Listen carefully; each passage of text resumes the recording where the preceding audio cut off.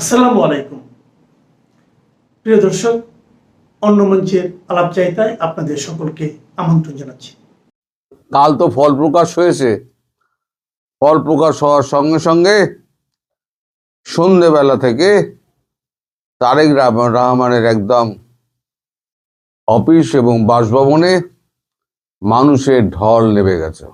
খুব স্বাভাবিক, কারণ এত ভূমিধস বিজয় যদি হয় তাহলে পরে এরকম তো একটা অভ্যর্থনা এবং স্বাগত তার তো পাওয়া কর্তব্য, উচিত।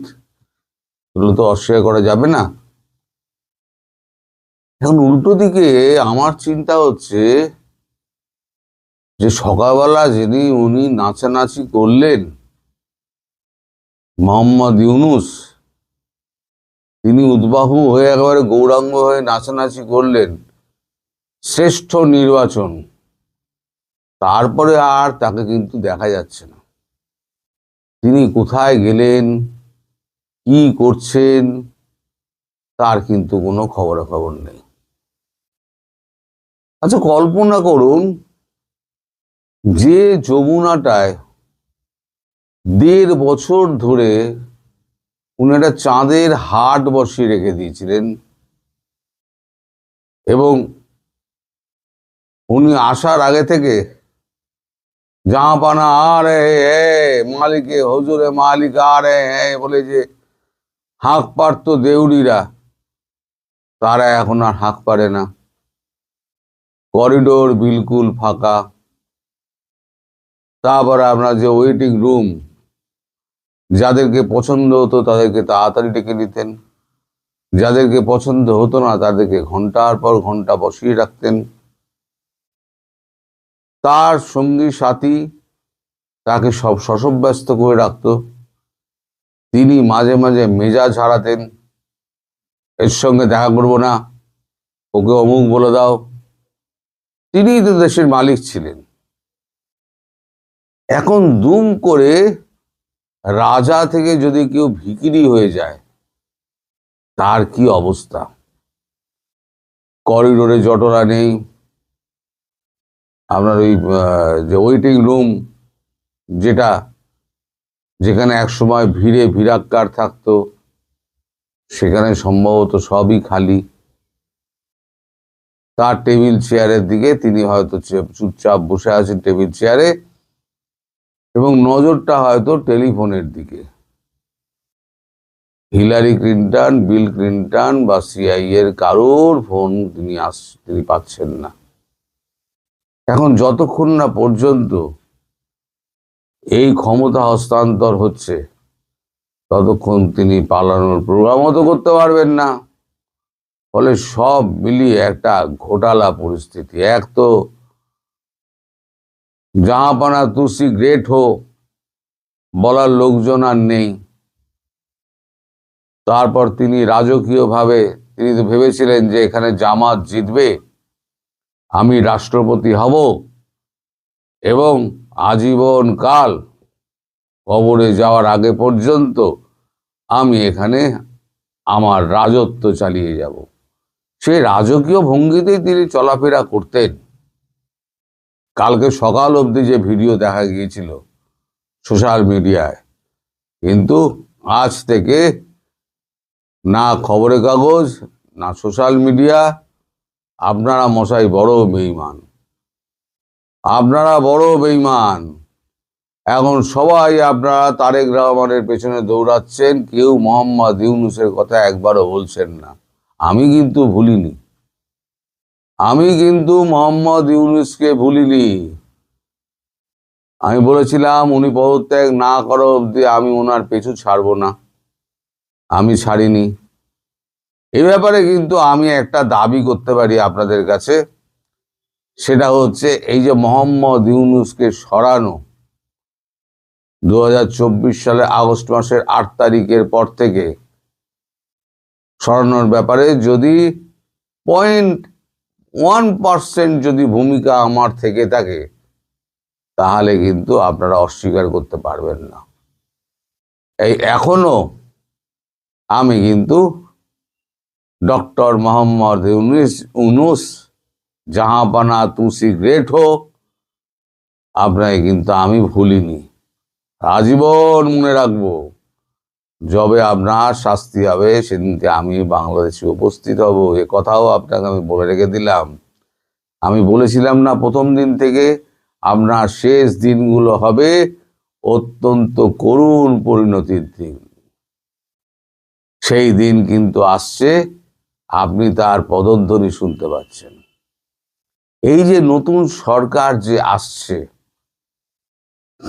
তাদের সঙ্গে ভারতবর্ষের নানা এখন ইকুয়েশন টিকুয়েশন হবে। শেখ হাসিনা তো ফিরবেনি। শেখ হাসিনা ওইখানে ভারত তাকে ফেরাবেই। এখন একটা পদ বাকি ছিল, সেটা হচ্ছে কাকে দিয়ে ফেরাবে। আপনাকে দিয়ে তো হবে না, আপনি তো হচ্ছে সারমেয় ল্যাজ পাইপে রাখলে পরে 100 বছর বাদে সে বেকাই থাকবে, আর আপনাকে তো বিশ্বাস করা যায় না। আপনি হলেন একটি কুচক্রী, সিআইএ দালাল। ফলে বিএনপিকেই ভারত বেছে নিয়েছে, বা যে কাজটা বিএনপিকে দিয়েই করানো হবে। সবে অফিস খোলা দিয়ে বার্তা পাঠিয়েছে, কালকে আপনি ক্ষমতা হস্তান্তর করুন। হস্তান্তর করার পর তারপর দেখুন কি কি খেলা হয়। ভারতবর্ষের মোদি যখন ওখানে উপস্থিত হবেন, তখন ভারত বিদ্বেষী স্লোগান কত আপনার লোকেরা যারা লুঙ্গির তলা থেকে বেরিয়েছিল, আবার দেখবেন তারা সব লুঙ্গির তলায় ঢুকে গিয়েছে, কাউকে কিন্তু দেখা পাবেন না। এটা কিন্তু আমি বলে দিলাম।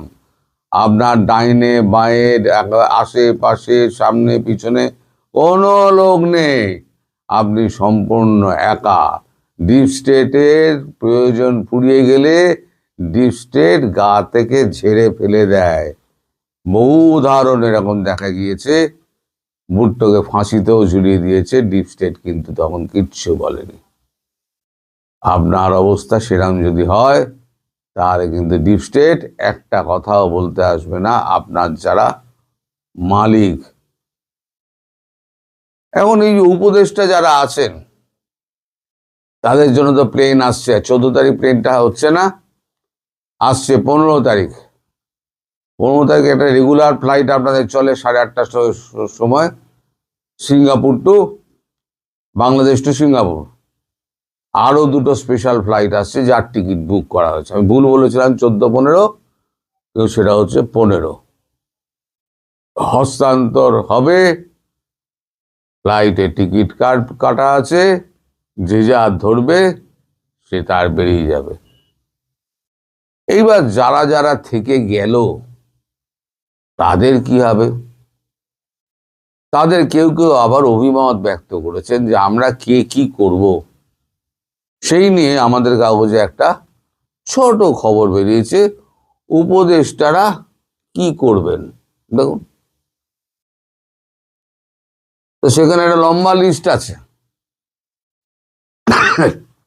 আপনি কি করবেন জানা নেই, আপনাকে কেউ আর চান্স দেবে না। আপনার গ্রামীণ ব্যাংকও গেছে, আপনার গ্রামীণ ব্যাংকের একটা ইটও থাকবে না। আপনার যারা ওখান থেকে ফ্রান্স আর আমেরিকা থেকে যারা এই সমস্ত করতো, তাদের ইউটিউব আর ফেসবুকের অবস্থা দেখেছেন? সব দেখে নিন। তাদের কথা আজকাল কেউ শোনে না, তাদের গলায় এখন সব বিড়ালের মতো হয়ে গিয়েছে। আমরা বাঘের মতো আগেও চেল্লাতাম, এখনো চিল্লিয়ে যাচ্ছি, ভবিষ্যতেও চিল্লিয়ে যাব। যাই হোক, আপনার সব উপদেষ্টারা কে কি করবে লিখেছেন। নির্বাচনের ফল প্রকাশিত, বিএনপি সরকার গঠন করবে। উপদেষ্টারা এখন কি করবেন?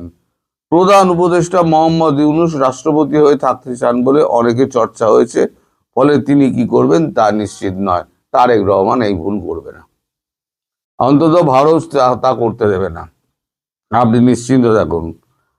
যদিও মুখে একবার তিনি বলেছিলেন এরপর তিনি ডিজিটাল স্বাস্থ্য পরিষেবা নিয়ে কাজ করতে চান। এছাড়া তরুণ উদ্যোক্তা তৈরি করতে চান।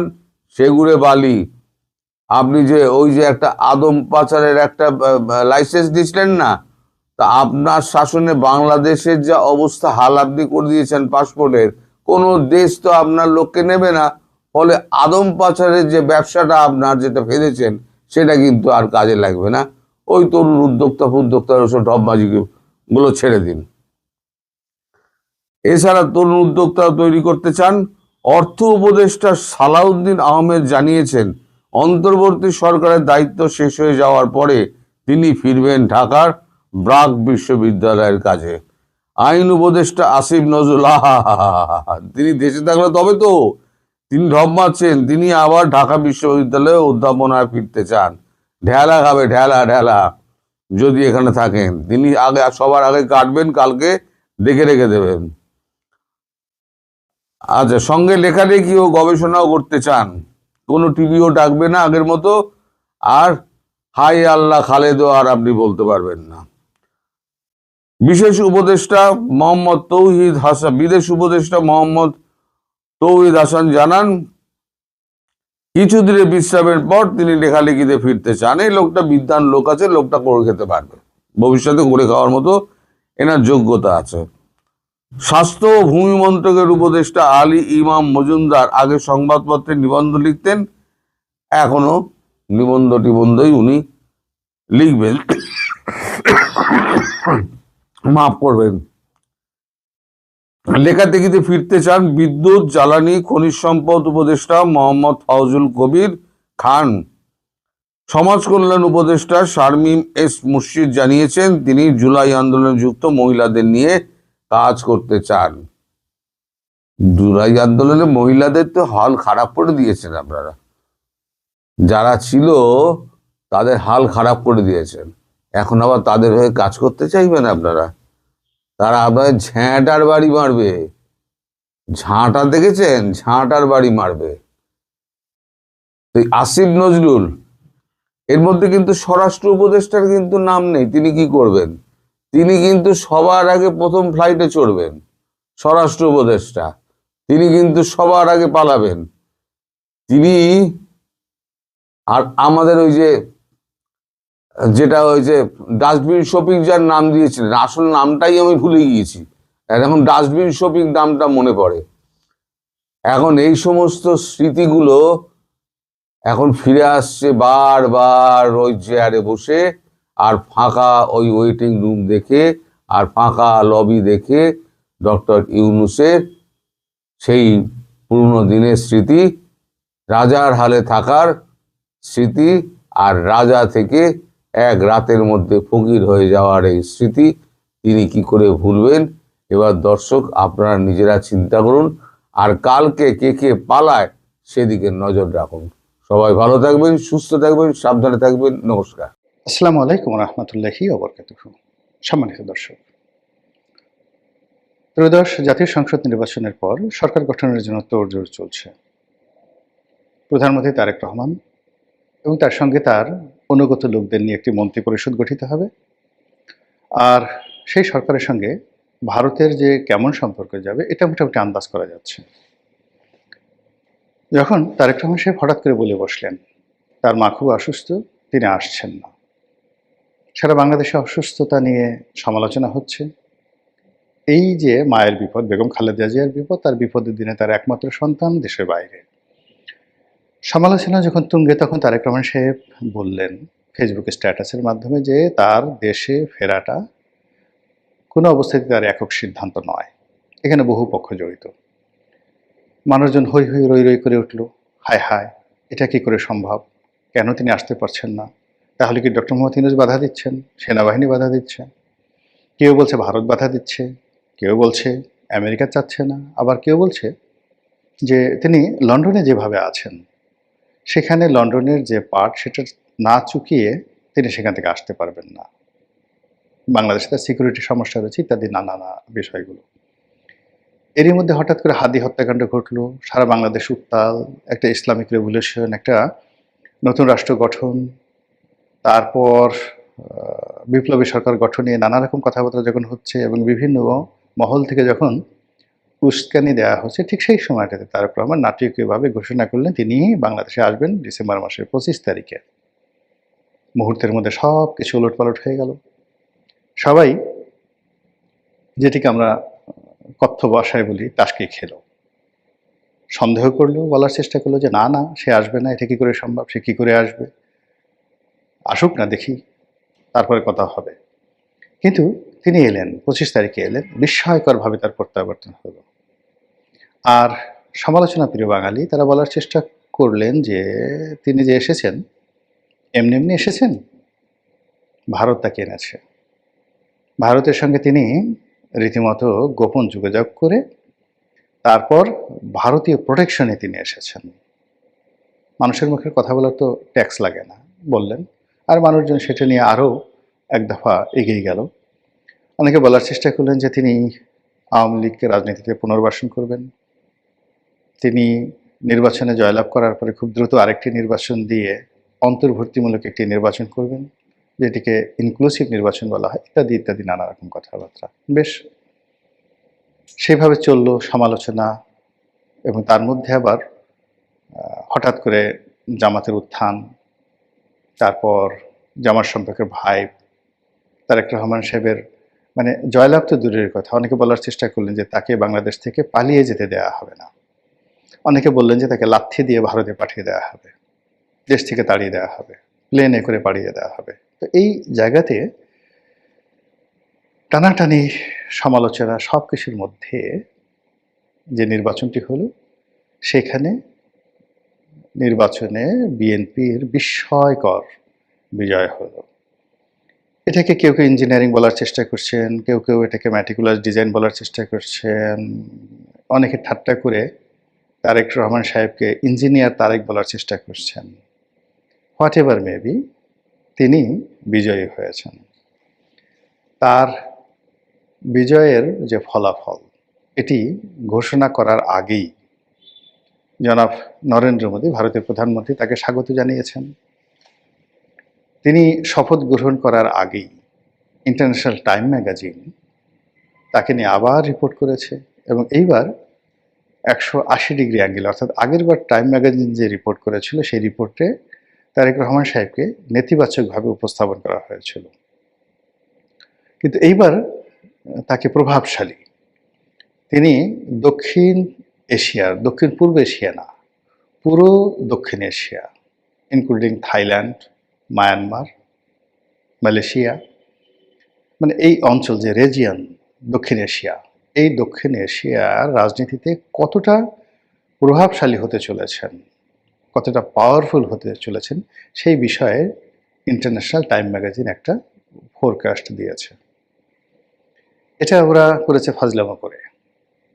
এর কারণ হলো যে তাকে ধাক্কা মেরে এশিয়ার বা দক্ষিণ এশিয়ার গুরুত্বপূর্ণ নেতা হিসেবে সামনে ঠেলে দেওয়া মানে মালয়েশিয়া, সিঙ্গাপুর, ইন্দোনেশিয়া, মানে ফার ইস্ট যে কান্ট্রিগুলো রয়েছে, তারপর ভারত, পাকিস্তান, এই দেশে যে সকল সরকার প্রধান রয়েছে তাদের সঙ্গে তার একটা মনস্তাত্ত্বিক সংঘাত এই পশ্চিমারা শুরু করে দিল এই রিপোর্টটার মাধ্যমে। এটি আমি বলবো এক ধরনের মারাত্মক ফাজলামো। এনিওয়ে, যেটা বলছিলাম যে নরেন্দ্র মোদী তাকে অভ্যর্থনা জানিয়েছেন। আর এখন 18 তারিখে, আমি এই ভিডিও করছি 14 তারিখে, তো 18 তারিখে সেই নতুন সরকারের শপথ হতে পারে, মন্ত্রিপরিষদের শপথ হতে পারে, এভাবে খবর প্রকাশিত হয়েছে। রাষ্ট্রপতি শপথ বাক্য পাঠ করাবেন।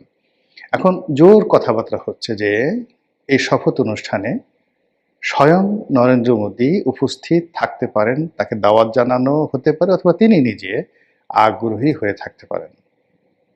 আর তাই যদি হয়, তাহলে তিনি কি তার বহিন নরেন্দ্র মোদী, তার যে বোন শেখ হাসিনাকে নিয়ে আসবেন, অথবা তারেক রহমান সাহেবের সঙ্গে তিনি যে নতুন ডিপ্লোম্যাসি শুরু করেছেন, সেই ডিপ্লোম্যাসি থেকে তার কি কন্ডিশন থাকবে যে বাংলাদেশে আওয়ামী লীগের রাজনীতি এস্টাবলিশ করতে হবে, শেখ হাসিনাকে ফিরিয়ে নিতে হবে, এবং আওয়ামী লীগের নেতাকর্মীদের উপর যে জুলুম অত্যাচার চলছে আর ভারতে যারা প্রশ্রয় আছেন তাদেরকে বাংলাদেশে পুনর্বাসিত করতে হবে, এই কথা কি তিনি বলবেন? নাকি আওয়ামী লীগকে ভুলে গিয়ে বিএনপির সঙ্গে তারা একটি চমৎকার সম্পর্ক গড়ে তুলবেন?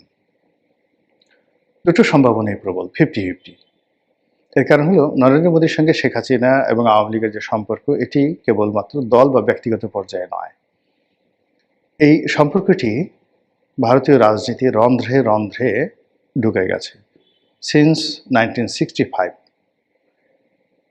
65 সন থেকে বঙ্গবন্ধুর সঙ্গে তাদের যে সম্পর্ক, তার প্রেক্ষিতে আগরতলা ষড়যন্ত্র মামলা, মহান মুক্তিযুদ্ধ এবং 75 15 আগস্ট পরে আওয়ামী লীগকে আশ্রয় দেওয়া, আবার 11 পরে আওয়ামী লীগকে ক্ষমতা আনা থেকে শুরু করে 14, 18, 24 নির্বাচনে নির্লজ্জভাবে আওয়ামী লীগকে পুনর্বাসন করার ক্ষেত্রে ভারত যে ভূমিকা দেখিয়েছে এটি বিরল।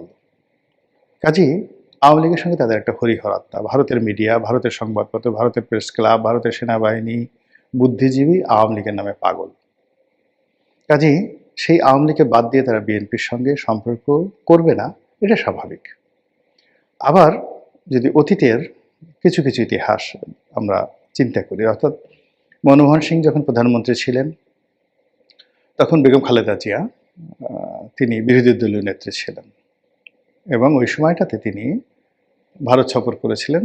শামসের মুবিন চৌধুরীর এই পুরো বিষয়টি তিনি দেখভাল করেছেন, পররাষ্ট্র বিষয়টি। তো তখন যেটা হলো যে ভারত বেগম খালেদা জিয়াকে গ্র্যান্ড রিসিপশন দিয়েছিল, জাস্ট লাইক এ প্রধানমন্ত্রী। বাংলাদেশের প্রধানমন্ত্রী আবার যেন তেন প্রধানমন্ত্রী নয়।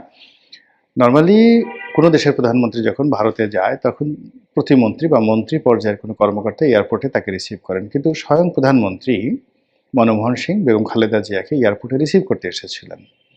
এর কারণ ছিল যে ওই সময়টিতে আওয়ামী লীগের ব্যাপারে ভারত আসলে বিরক্ত হয়ে পড়েছিলেন। ভারতের সঙ্গে বিভিন্ন সময়, একটা সময় বঙ্গবন্ধুরও সম্পর্ক খারাপ হয়ে যায়।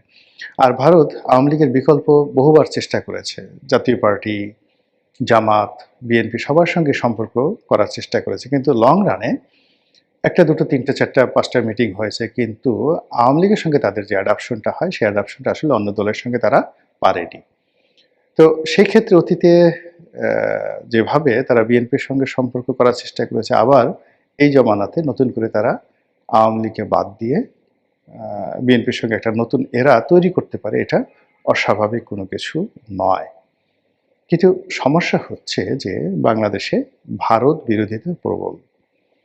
যে কোনো ওসিলায়, যে কোনো ফর্মে যখন নরেন্দ্র মোদীর সঙ্গে তারেক রহমান সাহেবের যোগাযোগ হবে, ভারতীয় কর্তা ব্যক্তিরা যে কোনো ওসিলায় বাংলাদেশে ঘন ঘন আসা শুরু করবে, আর সেটা নিয়ে জামাত, এনসিপি এবং তাদের যারা সমর্থক গোষ্ঠী রয়েছেন তারা যেভাবে বগল বাজাবে, যেভাবে প্রচারণা চালাবে, তাতে করে তারেক রহমান সাহেব এবং বিএনপির জন্য মানে এত সমস্যা তৈরি হবে, সেই সমস্যাগুলো তারা মোকাবেলা করতে পারবে না। আর সেই ফাঁকে দেখা গেল যে ভারত সেই তারেক রহমান সাহেবের যারা বিরোধী পক্ষ আছে তাদের সাথে সম্পর্ক বা সমঝোতা করার চেষ্টা করবে এবং একই সঙ্গে আওয়ামী লীগের প্রতি আবার ঝুঁকে পড়বে এবং আওয়ামী লীগ যেন আন্দোলন করে, লড়াই করে, সংগ্রাম করে তারেক রহমান সাহেবকে ক্ষমতা থেকে উচ্ছেদ করতে পারে বা নিজেরা ক্ষমতা লাভ করতে পারে। সেই জন্য ভারত তাদেরকে লজিস্টিক সাপোর্ট দেওয়া শুরু করবে, যেটা এখনো পর্যন্ত তাদেরকে সেই লজিস্টিক সাপোর্ট দেয়নি। এর কারণ হলো ভারত চাচ্ছে যে বাংলাদেশে একটি গণতান্ত্রিক বিধি ব্যবস্থা চালু হোক এবং গণতান্ত্রিক সরকারের সঙ্গে তারা তাদের ইচ্ছা, আশা, আকাঙ্ক্ষা, তাদের পলিসি নিয়ে তারা আবার আলোচনায় বসবেন। তারা যদি ইতিবাচক হয় ভালো কথা, আর যদি নেতিবাচক হয় তখন তারা আওয়ামী লীগের মাধ্যমে নেতিবাচক কর্মকাণ্ড তারা করার জন্য 10 পায়ে দাঁড়িয়ে আছে। তো যার জন্য সামনের যে 3-4 মাস সময়, সেই 3-4 মাস সময়টি জনাব তারেক রহমান সাহেবের জন্য, ভারতের জন্য, শেখ হাসিনার জন্য অত্যন্ত গুরুত্বপূর্ণ, সংকটাপূর্ণ এবং কৌশলগতভাবে তকদির বদলকারী সময়, কোর্স অফ অ্যাকশন। এবং এটা কেবলমাত্র বাংলাদেশ নয়, বাংলাদেশ ভারত, বাংলাদেশ পাকিস্তান, বাংলাদেশ আমেরিকার সম্পর্ক এটা শেইবে চলে আসবে আগামী 3 থেকে 4 মাসের মধ্যে।